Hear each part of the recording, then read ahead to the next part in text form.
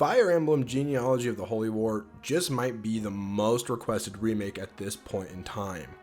FE4 is the most unique game in the series. The large maps, the inventory system, child units that completely replace their parents, Super Kanto, and much more. This uniqueness is largely why it will not transfer well into modern Fire Emblem. While FE4 was charming, had an engaging narrative, and told its story in such a powerful way, a remake would undoubtedly be weighed down by modern Fire Emblem's habits. Now, these habits may be good or bad depending on your opinion, but I feel that many of them do not fit into Genealogy. These habits include, but are not limited to, supports, 3D exploration, inserting the player into the story, making choices, most of which really don't matter, making the game more accessible through modes like casual and Phoenix mode, shying away from ambiguous or hard to understand mechanics, and making the player feel good about themselves. Let's talk about these habits and why they might ruin an FE4 remake. The first, and maybe the most sought after addition to FE4 are supports. Support conversations in Fire Emblem are meant to add personality and life to characters who do not receive much attention in the main story. They have made fan favorites out of characters who have little to do with the overall narrative in their respective game. When done properly, supports allow characters to develop and to have a cohesive and relatable arc. I think most would agree that support conversations are a good thing in Fire Emblem, and I would too, just not in Genealogy of the Holy War. Some of the best moments in FE4 come from map conversations that happen between characters who have a connection, have fallen in love, or are stuck together in a particularly tough situation. Every character in the game, I think, has some conversation or event that expands on them as a person, but it also gives them some tangible benefit as well. Items are received, stats are boosted, and in some cases, incredibly powerful weapons are exchanged. I fear that these events would be retroactively fit into a support system, or worse, replaced by a support system, thus lessening their impact. Character building dialogue is already in FE4, it really doesn't need more. On top of all that, recent games in the series have had so many support options and conversations that to make it work, it forced writers to water down characters. If they do feel the need to add supports to an eventual FE4 remake, I hope it is done in a way that is not such a detriment to the characters, and more importantly, I hope it does not interfere with the flow of the game, like we see with the overabundance of conversations in Three Houses, Fates, and to a lesser extent Awakening. Speaking of flow, Fire Emblem Genealogy of the Holy War might have the oddest pacing in the series. Many already know about the large maps and having multiple castles to seize per chapter, but the odd pacing is more a product of the town. The first turn of every chapter, aside from the prologue and chapter 6, you will most likely be spending an exorbitant amount of time managing items, using the arena, and preparing your units for the battle ahead. But this all works because it is a quick and simple menu. If we get an FE4 remake, I fear that the Castle Town menus will be replaced with an explorable area similar to Garreg Monastery in Three Houses. This will add hours of unnecessary gameplay to a full playthrough. Micromanaging your army this way will cause the game to come to a screeching halt after every chapter. Not to mention, there are a lot of times when entering the Castle Town mid-chapter is a necessity. Running around a 3D environment mid-map could be jarring, and honestly, I don't think it fits the game very well.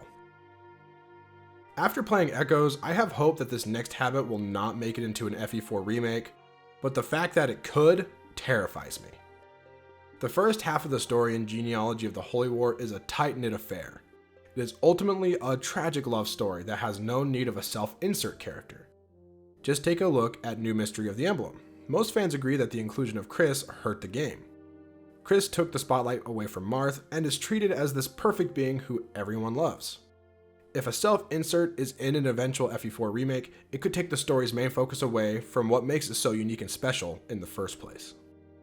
If an avatar has to be included, hopefully the developers and writers will treat him or her like Mark was handled in Fire Emblem The Blazing Blade. Mark was just a strategist for the player army that had no speaking lines.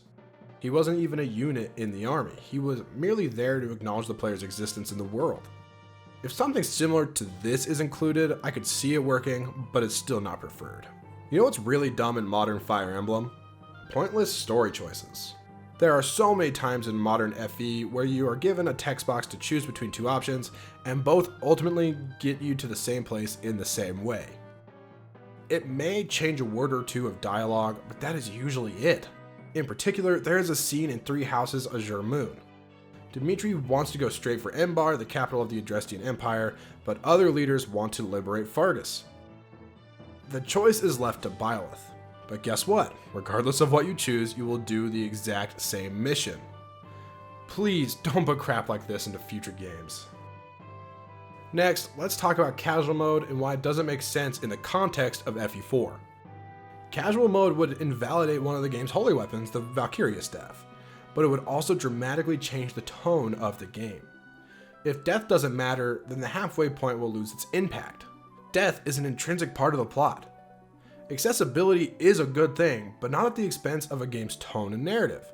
Besides, FE4 allows you to save every turn. If you do mess up, just load your save.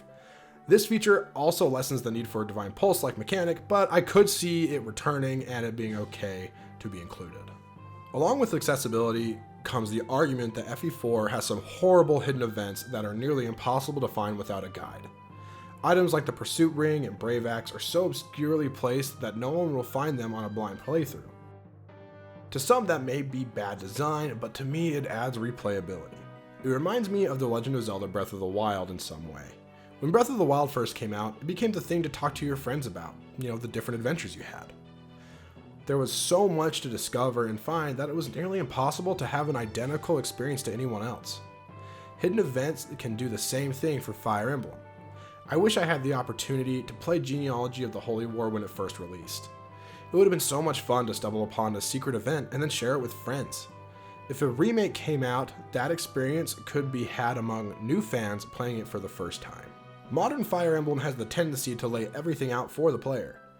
Recruitment has become a non-issue in most cases. There are no hidden requirements to discover through carefully reading the text. For the most part, new units just join the party now. There are no significant hidden events.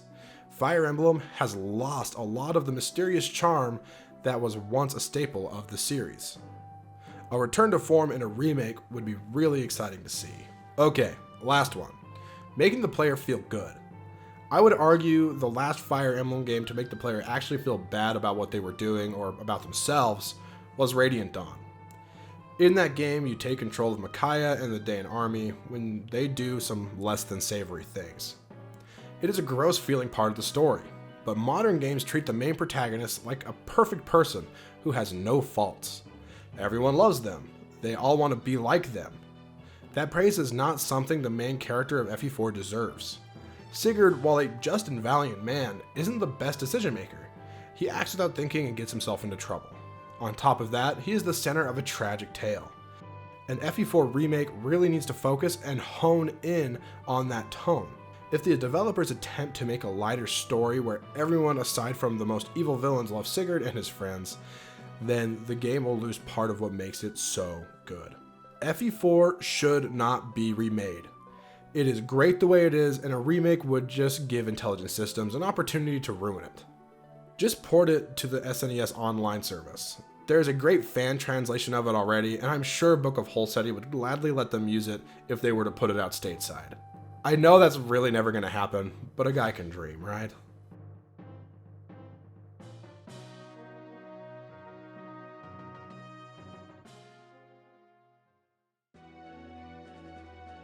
Thanks for watching, friends. Please leave your thoughts in the comments. Would you like to see an FE4 remake? What would you want changed? And what would you hope they leave alone? Also, make sure to like the video and subscribe if you're new around here. Again, thanks for watching, and I'll catch you next time.